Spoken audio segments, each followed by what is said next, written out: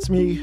Welcome to another episode of Empower Apps. This will be the last episode of 2022.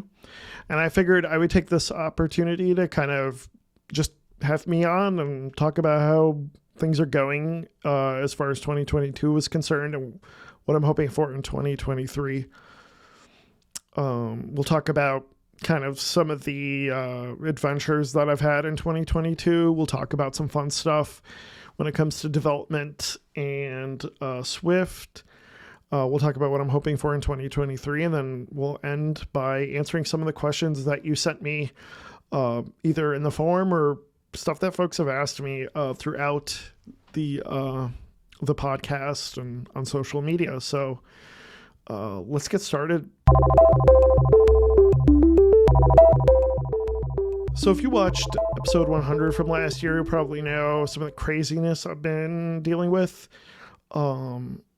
the fire at my dad's house on Mother's Day of 2021, and then expecting child number 6. As you imagine, things were pretty crazy. And then, unfortunately, at the end of November, after Thanksgiving, my father passed away unexpectedly. So this was...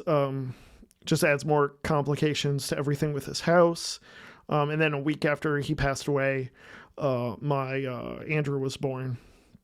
So Andrew is healthy. He's a wonderful 1-year-old who actually loves to be recorded on this camera. I record plenty of videos of him because he's hilarious and adorable. So whenever he sees my office, he thinks it's great because then he can record a video of himself and then watch himself, which he thinks is hilarious. So yeah, he's your typical 1-year-old. But with my father, it meant like all the insurance stuff, the rebuilding of the house, all that crap was basically thrown on my lap. To deal with him with that and his estate, but it's mostly just dealing with the house stuff was a pain in the neck. Dealing with insurance is a big pain. It was already a big pain for him in his last few months, and it was now my turn to deal with it. Getting the house rebuilt. Luckily, it was all done. The house was finished up in like July or June. We put it on the market right away. I had a really great real estate agent who, throughout the year, I delegated the job of picking stuff. So I don't know if you know the thing about Theseus's ship is if you replace all the parts of it, is it still Theseus's ship? I felt the same way with this house that I had been raised in. I had no sentimental value to it. It was pretty much destroyed in the fire. So as far as rebuilding it, like I wanted pick whatever paint color, carpet, flooring you want, appliances, just to make it sell. And that's really what I cared about. I had no sentimental value to that stuff. Yeah, she did a great job helping with that. That's a burden I just did not want to deal with 6 kids at home and my own business. And the house sold pretty quickly, as you may imagine, come August. And we got it sold just in time before the market really got bad. Well, not bad, but not as good as it used to be with the way things are right now in December 2022 here in the US. And just happy to get that off my shoulder at the end of August. The other thing that had happened was we had a water incident in March. We found out that we had a leak in our dishwasher, and that had done some serious damage to the flooring in our kitchen and to the ceiling in our laundry room and the wall as well, which the laundry room's right underneath it. So yeah, we didn't have a kitchen or laundry room for a few weeks. It was crazy with 6 kids. It's one thing to not have a kitchen to cook dinner in and prepare meals. It's another thing to not have a laundry room to wash their clothes, which can imagine, especially with a newborn, does not stay clean very long. That was a huge headache to deal with. I don't know how long we didn't have a kitchen, and we didn't have a dishwasher that worked. It was really difficult dealing with the warranty company, the insurance company, in regards to all that. The people who redid our house or redid the kitchen, essentially putting it back to the way it was. That's all we wanted, really. We didn't want any improvements. We just want our kitchen back. We're fantastic. We're really happy with them. But yeah, that was a big pain. We actually ended up replacing a couple of appliances this year, in our kitchen. So that's been a big relief to get back to normal and have a working dishwasher again. August, I went to 360 iDev and had a really great time. That was an awesome conference. Got to meet people that I've had on the podcast before: Azam, Ellen, Michaela, John. All the last few guests were all speakers at the conference, so a lot of people I've had on the show I met in person for the first time. I mean, I had been in an in-person conference in 3 years, so that was fantastic. The only bummer, of course, was the unfortunate announcement that it was the last 360 iDev. Really sucks because it's an awesome conference. Great to see a lot of people there. So yeah, I ended up actually taking the whole month of August off just because of all the craziness I needed. I knew I needed a month off before I went back to going to my usual schedule come September. So I was hoping for a break. Kids went back to school and got sick, and I got sick, and my wife got sick, and baby got sick. So that wasn't cool. But then, I think November was honestly our first normal month this year. Yay, month 11. So yeah, it's been crazy, and just glad things are back to normal, more or less. I think a lot of the craziness is over. So yeah, that's my 2022. Kind of sucked in a lot of ways. But the podcast just keeps chugging along. Like I knew at the beginning, I knew especially when my father had passed away that my schedule was going to be the way it was. A lot of things that I wanted to do, I just couldn't get to, partially because of that, partially, well, we'll get to, but like my business was really doing good this year. Honestly, clients have been fantastic. It's been great. As far as that's concerned, they've been super flexible and understanding with my situation. We can talk a little bit more. Let's talk a little bit more about business. Maybe let's talk about what I wanted to do and what I couldn't do. Yeah, I try to post pretty regularly to social media. I want to obviously increase subscribers. So if you like this podcast, please share it. If you like this YouTube channel, please share it. YouTube was a big thing. So the first episode I did in video would have been Tim's episode. Gosh, what was that? Let me pull it up. So that would have been episode number 87. So this is 139. And that was a year ago, but what exactly? April of 2021. And before that, I mean, I did upload to YouTube, but it was just, audio only. And I feel like there's been a lot of improvements video-wise to the podcast since then. And just I wanted to expand out to YouTube because I think it's just another source for people to find out about this podcast. I don't think video, I think it does add something, to actually see people's faces. And I've upgraded the equipment quite a bit since then. So I have this Opal camera that I use, 4K, which is awesome. I think like 24, 30 frames per second, something like that. And that's really good. It's actually a camera in beta. There have been a couple of issues I've run into with it. Sometimes the recording frame rate is a little bit off, or honestly, it doesn't work. When you're doing Microsoft Teams, all of a sudden the camera won't work. Luckily, if I unplug it and plug it back in, it'll work fine. I upgraded the recording equipment. So last episode with John was the first one with this Shure mic and the what else is there? Oh, the Scarlett Pro cloud filter. And what else did I replace on here? Man, but hopefully you've noticed a big improvement in audio quality and a big improvement in video quality over the last few episodes. So yeah, that's been a big thing. I want to go back, talk about YouTube. So post to YouTube. Transistor's been awesome. It just keeps getting better. I love the new people feature. My second oldest daughter, the 10-year-old, I paid her to like import all these Twitter profiles. Thankfully before Elon took over, so that's been great. So every time I have a new guest, all the old guests are now imported into the podcast feed. I want to do something with the website and people too, but I haven't gotten that far. But I really appreciate her work. She got paid for it, so I don't know if that makes her an employee yet. But she did a great job importing all my previous guests on the show onto the podcast. Now I can import new people or just type them in, honestly, because we'll get into it. But Twitter's Twitter right now. I'm still on Twitter. I'm not going to leave Twitter, but I'm not. It's a holiday, so I don't really care. Like, I'm probably going to upload some videos to Buffer and get those scheduled. I use Buffer a lot. Jordan Morgan, he's been a guest at least twice on the podcast. When we did that fantastic series on indie apps, if you haven't checked that out, definitely should. That was fun to do last year at the beginning of January with Charlie and Jordan. Check the playlist out. I'll put a link here or here, wherever YouTube does it. I use Buffer a lot.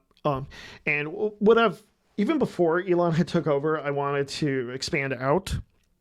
If you follow me on Twitter, you probably know that. I wanted to go to other social networks. So not so much Facebook. I kind of feel like Facebook's a lot of work. That's not worth it. I know Buffer has a plugin for Facebook, but I'm not convinced that Facebook is really worth it. If you disagree with me, let me know. I know a lot of people post to Facebook as far as social media growth is concerned, but I haven't. Reddit just isn't been a great audience and very receptive to this content. LinkedIn kind of was the first social media platform I thought about sharing to on occasion, and I've gotten some really great feedback from folks on LinkedIn. Like, honestly, if I want to find people who are professionals who are interested in this stuff, LinkedIn is kind of the place for it. I don't just want to reach like people who are already fans of Apple stuff and Apple development and Swift. I want to find new people. So that's why I would post to LinkedIn video clips and things like that. The other social media that I've started posting to is a little known site called TikTok. So yes, I have a TikTok Braid Digit channel or whatever it's called, where I post videos on there. And that's been fun. That's just been something I want to try out. I don't know how long I'm going to be doing it, but we do have a TikTok channel thing. I'll post it in the link where I post clips from the episodes. The thing that makes my work harder is the obvious fact that TikTok is vertical video. So I have to do two versions of every clip. I have to do it's actually really complicated. I do YouTube shorts too. So my apologies if you're a subscriber who gets inundated. I hate the UI for that stuff, but what are you going to do? Shorts seems worth it for me. I know some creators haven't found shorts worth it. I have. It's been great. So, I've already had to branch out into doing vertical video clips anyways. So, it's interesting. So TikTok has like a 10-minute limit and like YouTube has a 1-minute limit. So I pretty much have to go to the lowest common denominator and make my short clips 1 minute each. Twitter has a 2-minute 20 limit. So those are widescreen. I've found those to be worth doing widescreen on that. The 16:9 as opposed to 9:16. I knew I was going to say that wrong. So, I post vertical videos to Shorts and TikTok and horizontal videos to LinkedIn and Twitter.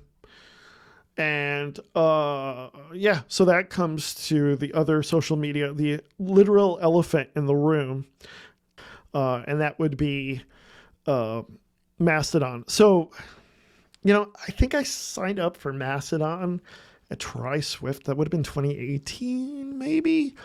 I'm not quite sure, but it would have been back in 2018. I signed up, and I honestly couldn't find my account.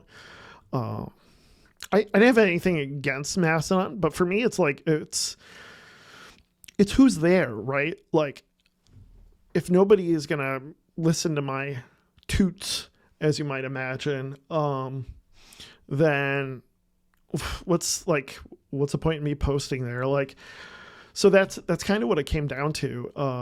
And since people were going there, I was like, fine, I'll go there. So I'm at LeoGDion at c.im. I picked I had to pick a server.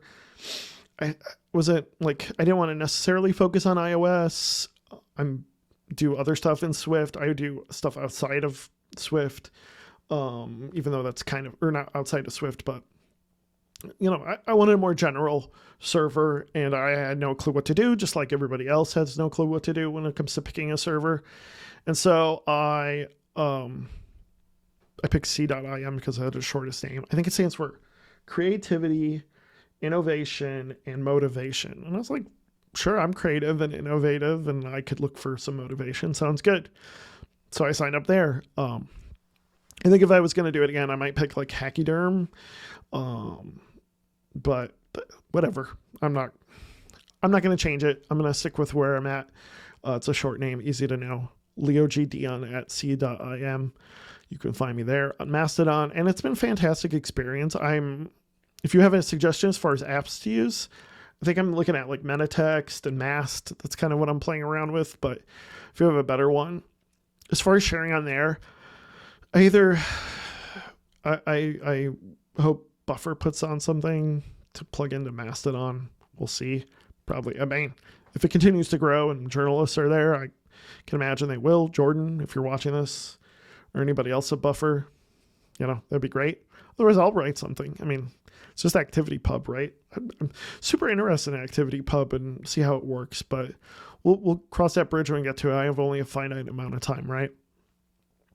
But Mastodon's been great. I have no problem with it. The following is a little bit awkward if they're not on the same server I am, but there's worse things to deal with. As long as there's people there and it's a great community, which so far it's been, I'm super happy with it. If you're interested in joining another server, Jay has one at iOS Dev Space. I'll put a link in the show notes. So with Mastodon, I think the one big drawback, going back to what we were talking about, is sharing video clips. So there's a few suggestions, but the way I've done it, and it might not be the right way to do it, is when I export. So I do export out a compressor. I do a 4K 720p and 540p, I think. And the 540p is usually when I post to Mastodon. I found, depending on the server rules, what video you can post on there. I found that, at least with c.im, I think it has to be like around 40 megs. So it's not the best quality, but at least it gets word out about the podcast episode. So I'm all for it. So if you're watching this right now, I'll probably post this clip on Mastodon. Subscribe, please. I'd love that. And let me know what you think as far as posting these on social media. So yeah, I think that's it as far as social media is concerned. I just I'll continue to post to Twitter until the end times, as long as people click on my links and like and stuff. And, so skin off of my back to post it onto Buffer. So I don't really care. And I'll definitely respond if you DM me.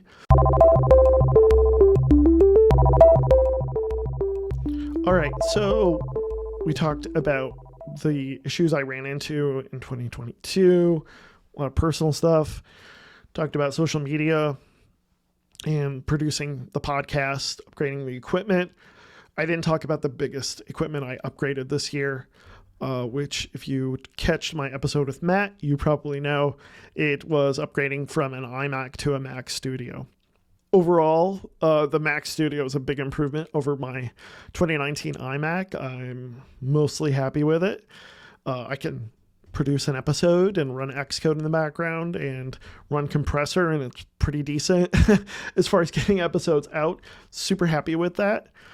But there've been like these Apple Silicon issues that I've dealt with on the MacBook Air before this that I feel like I'm still running into. And the biggest thing is just like USB-C connectivity kind of sucks sometimes. I need to update my one of my hard drives had died. It was like the Time Machine one. I couldn't care less, right? So junked it, and then I have like a storage hard drive that I use for all the old episodes. I think it was like 8 terabytes on it, and I updated that. I ended up doubling it. I actually got a 16 terabyte hard drive. And now that I put that in an external enclosure from OWC, hook that up to the Mac Studio. Now I have like 16 terabytes of storage. It's obviously a spinning drive, not the fastest thing, but I don't care. It's just for storing stuff. And that's great. But that thing like constantly disconnects on me. I don't know why. And not while I'm using it, but let's say I keep the studio on and I turn away and I come back and I get like 5 notifications that say, by the way, your thing disconnected, you should eject it before you disconnect it. Like, obviously I didn't. This drives me nuts. I've talked to OWC about it. It's a Toshiba 16 terabyte.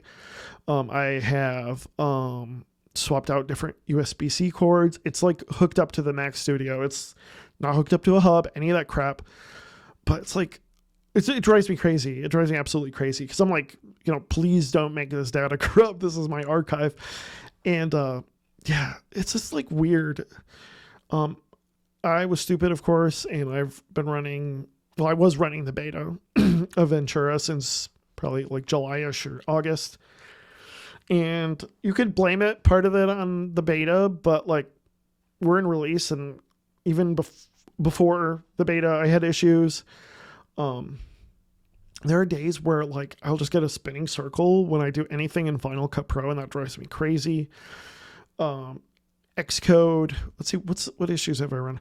You get the issue where it's like you get build errors and you can't see them unless you would clean build or you look at the actual log. I don't know if anybody else has run into this.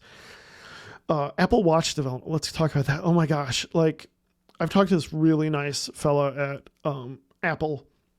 We do the calls almost every, like when they've been doing these one-on-one things, and we've got nowhere except maybe like my watch isn't connecting to Wi-Fi when it's supposed to. I don't know, but yeah.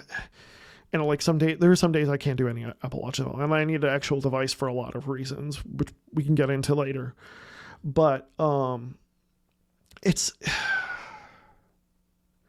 I don't like to be one of these people who likes to gripe and moan about being a developer in the Apple space. I don't really complain a lot about the App Store, about the cut. I don't complain about adding like the ads on the App Store. I don't try to get into it a lot. But like the stuff with just buying this really nice computer and having something stupid like disconnecting hard drives or can't develop on the Apple Watch, it's these like small little pinpricks that just are really like, it's getting to a point, right? I don't like to talk about it because for me, it's one thing to complain about it, but that's not, I want to provide like helpful advice to folks. And I'm just like, seriously, do you guys test this crap out? Like, that's kind of what I feel like sometimes. You're the biggest company in the world and you run into these issues and you're just like, are you serious? Like, did anybody test this? Because sometimes that's kind of the way it feels, right? And like, that's part of the reason why I'm not super enthusiastic about buying a new iPhone. I'm not so sure that buying a new iPhone 14 Pro is going to fix my problems. It's like, why bother? Unless I'm going to develop something that needs a dynamic island, I couldn't care less. And I have the iPhone 14 or 11 Pro Max. And it's fine. Like, I can do everything I can do on it, but like, I don't see any reason to upgrade. If Apple doesn't get their act together and fix stuff, essentially, is kind of what I'm getting at. So yeah, the studio, it's got a lot of USB ports. I think I've gotten my setup kind of optimized. I will tell you one tip. If you do anything, buy another Mac, like buy a second Mac. It's just, it's such a relief to have another Mac to like throw stuff on and do CI, do uploads. I use my Mac Mini to do uploads to YouTube because then that way I can do whatever I want on the Mac Studio and not worry about it. That would be one tip I would have. Buy a cheap Mac Mini. Don't wait for the M2. It's not worth it. Because unless you hear about speed, which sometimes I do. Yeah, it's just nice to have that in the background to run CI. Hopefully GitHub can get their stuff together. Maybe I could run CI on my Mac Mini for my open source projects. But in any case, yeah, I think that's all I wanted to talk to when it comes to my equipment. Let's talk about what I've been working on.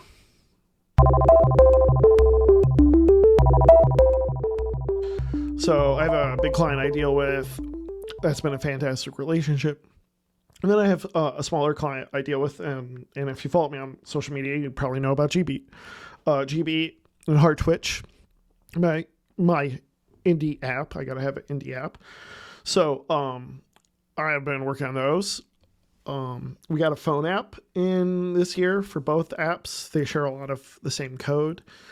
They're both Apple Watch apps with that deal with health metrics, calories, and heart rate. Swift UI, which has been great as far as I'm concerned. And with GB, we're pushing out a new feature to do push notifications. So I've been really working a lot on full stack push notifications, which has been awesome. I have a repo, by the way, if you watch my stream. Oh yeah, we should talk about the stream. The stream's been a lot of fun, as long as I'm not sick and there aren't kids home. But I will be posting on social media when I do on occasion do that. In speaking, going back, kind of circling back to Hard Twitch and GB, I actually have been streaming my workouts with Hard Twitch, which has been a lot of fun. I don't have a camera because I don't really want to share myself working out. Sorry.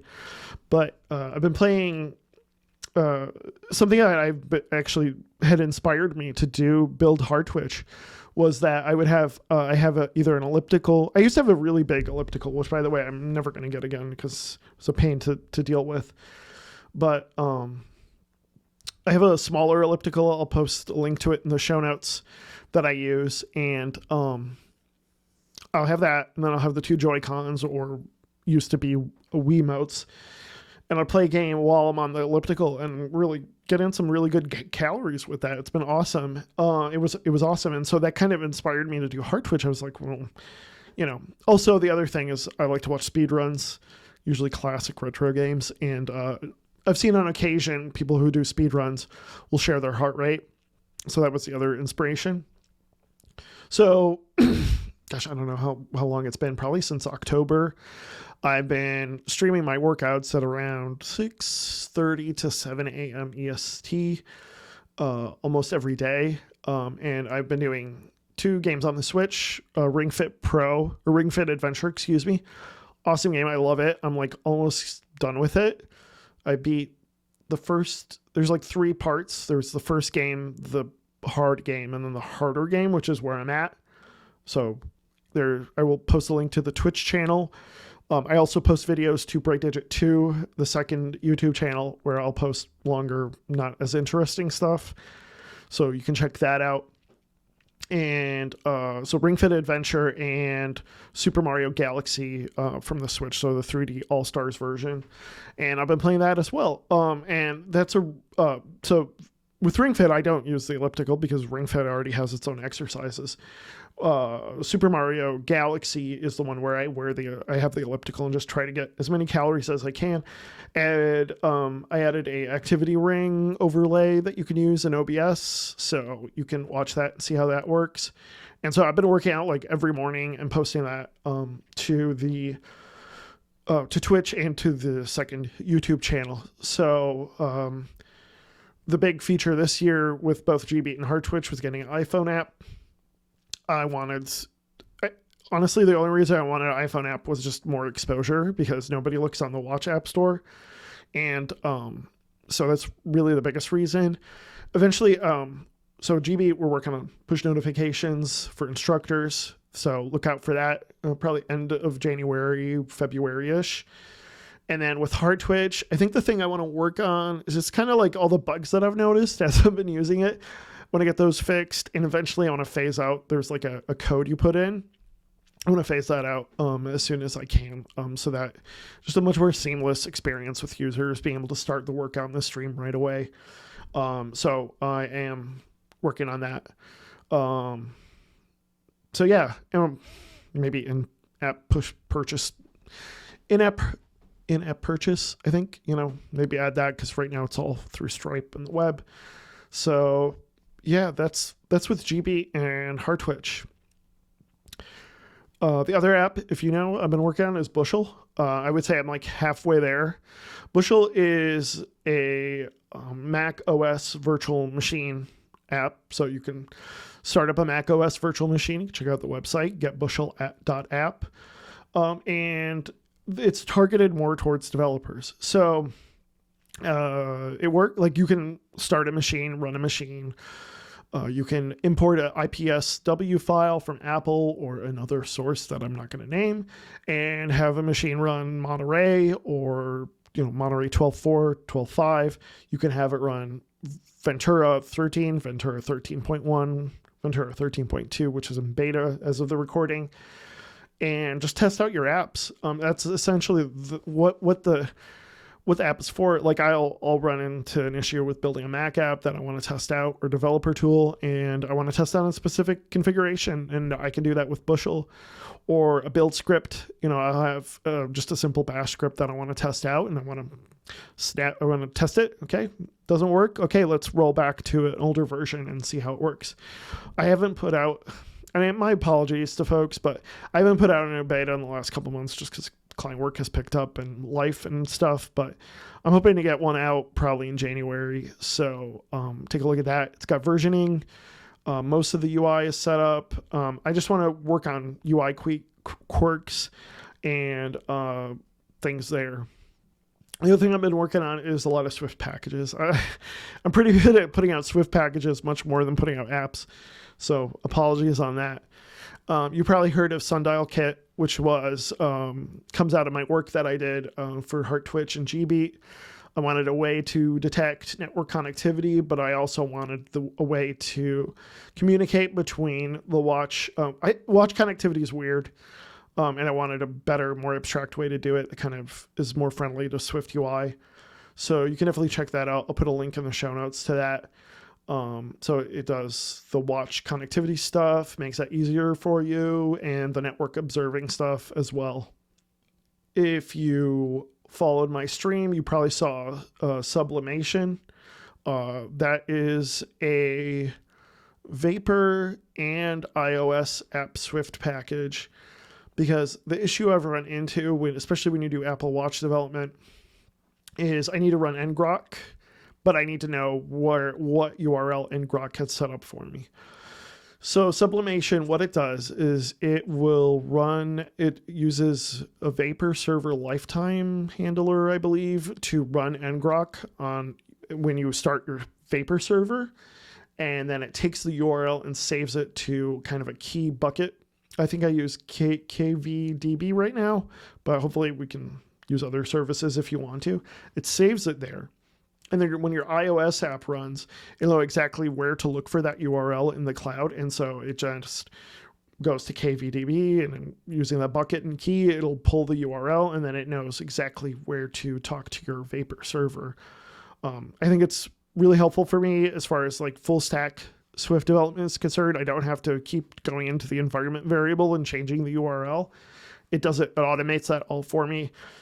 Obviously, you have to integrate it into your app and hopefully only on your development debug mode, but that's been great. And I'll post a link to that. I had a video out, which I'll post to as well. Syndicate I built last year, and I've continued to maintain it. If you're parsing any RSS, I use it for building the Bright Digit site. Whenever I need to post a new podcast episode, it uses that to parse YouTube and RSS, post it to the Bright Digit site. So if that's something you're interested in, definitely check out Syndicate. Links in the show notes below. I guess I don't know if I mentioned this, but one big thing was the redesign of the Bright Digit website. So this would have been about 11 months ago, it says in GitLab. So I redesigned the whole entire website and migrated off of WordPress. I haven't talked about this because it might become either a conference talk or video, but I migrated the whole thing to publish. I ended up using some libraries that I created, like Syndicate and SwiftTube, to pull my YouTube channels and my RSS feed from this podcast to create pages on the website. So it just kind of creates a new markdown file. And it also pulls the newsletter for MailChimp. Subscribe if you're interested. So there's some good stuff there. So yeah, that was a big experience, and I'm really glad I did it. I'm really glad I'm off of WordPress. No offense to WordPress developers out there, but I'm really happy with Swift. I'm really happy with static site hosting off of Netlify. Yeah, so be on the lookout for that. There's probably going to be a video or a conference talk video on it about my experience migrating from WordPress, plugin to Publish by Sindel, and just some overall tips. So I'll kind of leave it to that. So before I close out, I want to answer some audience questions. What's your favorite architecture pattern? This is a really difficult question for me to ask because I don't really have one. I don't know how to say this. I am not really an architecture junkie. I mean, I like architecture and I like architecture patterns, but I think when you first start getting into development, you see the advantage of architecture patterns, right? And you read the Gang of Four Gang of Five book, right? You have Visitor and Mediator and Builders and all this stuff. Really get into it, and I certainly read it and I was really into it. But what ends up happening is like it kind of hits the real world, and what I think is more important is just having an app be easily maintained. And those patterns are important to learn, don't get me wrong, but they depend on the situation and they depend on the team. It's sort of similar to when I had Michaela on and we talked about what's the best backend, right? It depends on the team. It depends on the programming language. It depends on what we're talking about. So with Swift UI, like let's just focus on that right now, right? It seems like people are really big fans of TCA. They loved my episode with Zev. The numbers have shown. So, if that's what works for your team and it's the right size of an app, then totally go for it. I haven't watched the point free videos yet, but I will, trust me. But if your team's not really able to adapt to that, then that might not be a good route to go. Like I don't know. It really depends on the situation. The other thing is what I found is that architecture patterns, once you know them, you want them, they grow out of your code base and they grow in such a way that it fits best for the folks on your team to adapt to. You don't want to do something too complicated where they don't know what to do. You want the API to be easy enough for other developers on your team to do it. If you're solo, like I'm not even going to get into like what pattern to pick. That's up to you and what works best for you. But I think I don't have a favorite, so that maybe is the answer to your question. I like maybe like protocol oriented programming. I'm big on testing because I feel like if you can't test it, you don't really know if it works. And I've been in situations where I didn't do that and found out the hard way. So I think testing is important. And if that architectural pattern helps with testing, great. I don't think you need to have 100% TDD, but it certainly helps to get as much as you can. But I don't really have a favorite architecture pattern. I guess for Swift UI, like I'm used to MVVM. That's what my experience used to be in C# and Silverlight and WPF and stuff like that 100 years ago. So I knew how that worked and it was actually a paradigm shift for me to go to Objective-C and MVC. That felt like a step back, and then now to jump back into it. I think too, like, it's helpful to watch an episode like the one with Aviel to understand what is going on underneath the hood. I think he had, excuse me, I think he had some really great tips. So yeah, I hope that kind of answers your question. I don't think that there's a particular pattern that I'm a favorite of. I think it depends on the situation. And as long as you're agile enough to, okay, maybe I'll get into this a little bit more. The reason why I say protocol-oriented programming is I want to be able to plug in different things. I don't care about what things, like how they do it. I care that they do it. So that's important to me. And then like, that's where protocols or even like closures come in, because like, I want to be able to pass that in and not pass and be strongly coupled to stuff, I guess.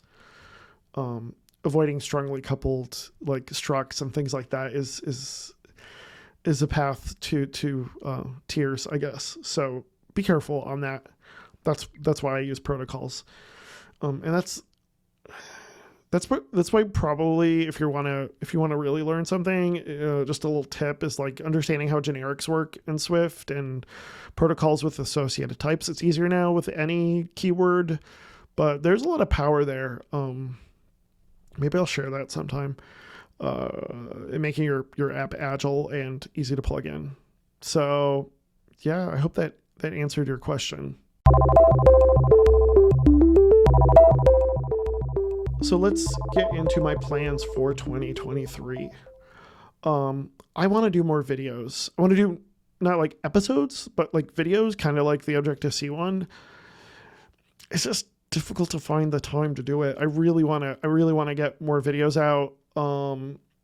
And to me, it's just almost easier and more fun for me to put together a video than it is for an article. Every year I say I'm going to blog more, and that never happens. Maybe like videos are a great way for me to get into blogging, I guess. I don't know. So yeah, Bushel is definitely on my list. Getting that done. I kind of regret supporting Monterey at this point, but I'm going to keep doing it. Hopefully you appreciate that for those who still run Monterey. What else do I want to do in 2023? I mean, the schedule is going to be the same. So every other week, maybe when WWDC rolls around, I'll go to every week for a little bit and take August off again. I think that really worked. But I hope you enjoy this show. I hope it's been helpful for you, not just in like,